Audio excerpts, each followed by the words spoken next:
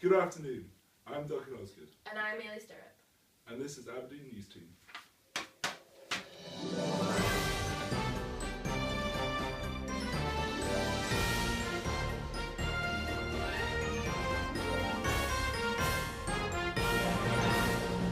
Today we have a breaking news story.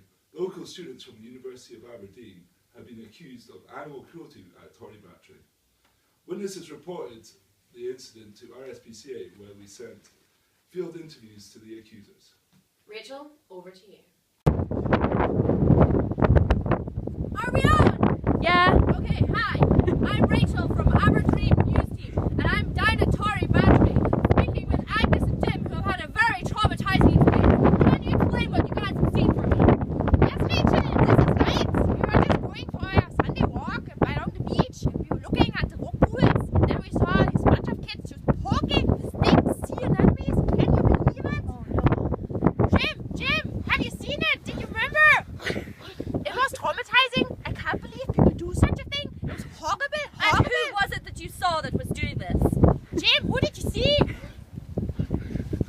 It was a bunch of kids. They looked very unprofessional, just doing, stuff for fun. So a very terrible time here at windy Torry Battery. Back to the studio with you, Ailey and Duncan. Thanks very much for that, Rachel. So after inquiries with the RSPCA and interviews with the accused, turns out it wasn't a bunch of kids poking anemones for fun. It was actually a group of highly trained undergraduates from the Biological Science Department at the University of Aberdeen. Well, is there really any difference? So, these students were carrying out research for an animal behaviour project. To tell us more about it, we've invited two of the leading scientists into the studio with us today. So, hi Katrina and Sarah. G'day. So, can you tell us a little bit more about these sea anemones? Yeah, at the Department of Biological Science, we've been investigating the behaviour of beadlet sea anemones. So these are marine invertebrates which are found in intertidal rock pools such as those at Torry Battery. And they have up to 190 stinging tentacles which are used for feeding and aggression. The bodies of anemones can retract towards the base by withdrawing the tentacles to hide from predators and minimise exposure at low tide. When they do this, they look like pieces of jelly or tamales. Wow, it's massive. Wow. So what aspect of this project involves you prodding sea anemones with a stick? Well, we've been investigating the contraction response, as Katrina was explaining, which is when the tentacles are retracted. We investigated the effect of potential threat to sea anemones in causing them to exhibit this behavioural response. We did this by using a stick as an external stimulus which was presented to the anemone. By repeatedly presenting the anemone with a stimulus, in other words prodding the anemone with a stick, we were able to show that there was a decrease in response time, which is known as habituation. We actually have some video evidence which we recorded at Torry of the anemone showing this behaviour. Wow, let's see, shall we?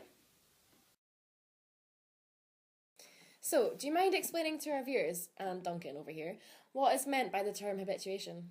Yeah, sure. So habituation is the decrease in response of an organism, that is, the reduction in innate behaviour after repeated presentation of a stimulus. The reason we see a decrease in response is because the organism learns to stop responding to a stimulus, which is not biologically relevant. So in this video, you see that the anemone learns that the stick is not a threat and eventually ceases to respond, as well as showing a quicker recovery time to its normal state, where the tentacles are exposed. Earlier on today, our trusty field reporter Rachel was also able to catch an interview with Dr. Andy Yule, who is overseeing the Behaviour project at the Zoology Building. Here's a short clip. I'm now at the Zoology Building at the University of Aberdeen, where all the science happens.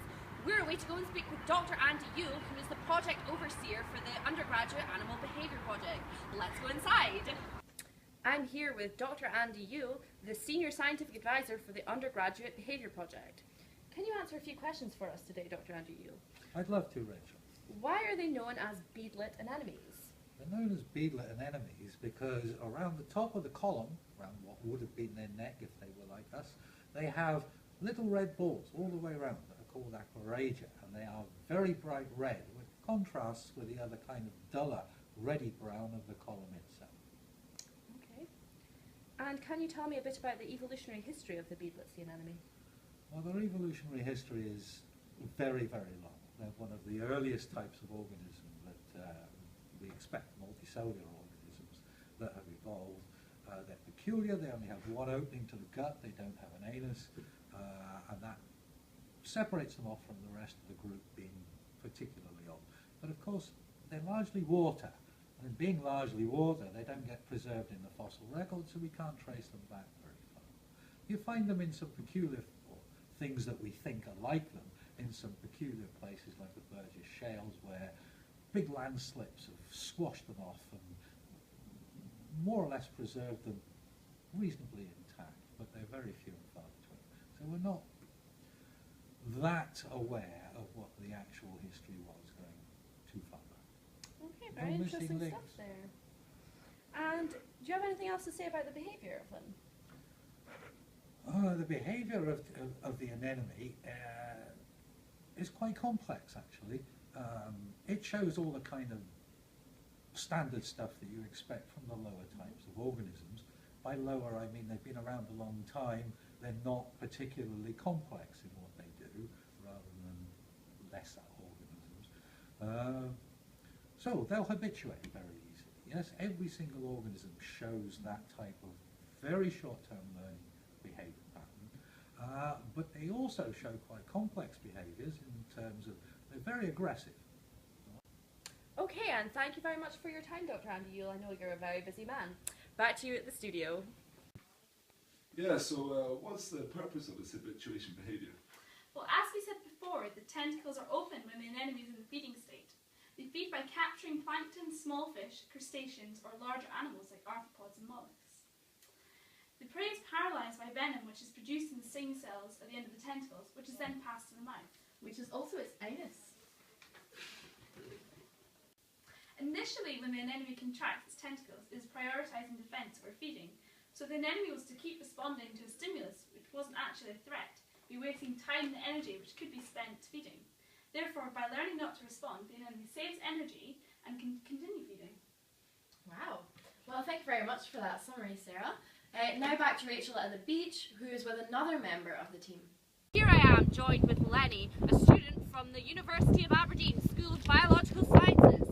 Tell us, how is it that these anemones can learn not to respond if they don't have brains? That is right, Rachel. They don't have brains. Female anemones belong to the phylum of Cnidaria, which diverged from a group of organisms or complex organisms some time ago, which then went on to evolve brains. However, even though they are brainless creatures, the way in which they respond differently to threats reveals that they are a capability of developing different personalities. When disturbed or threatened, for example by poking with a stick, for instance, all anemones respond in the same way, by rejecting their tentacles. However, the time in which they take to return to a relaxed state with their tentacles exposed varies between individuals, which then shows that they do have personalities. Wow, isn't that just fascinating that even animals which look like tomatoes can have personalities? Back to you at the studio, Alien Duncan. Yeah, well, fascinating stuff there. Well, join us after the break for our next story. Our Scottish selector has been taken over by the French. Stay classy, Aberdeen.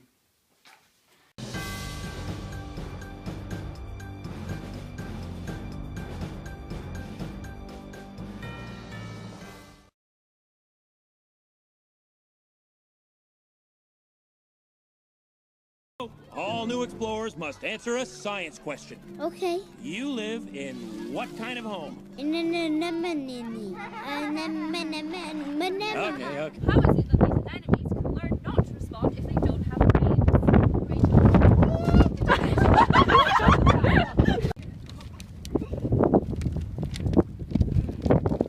Classy news reporter.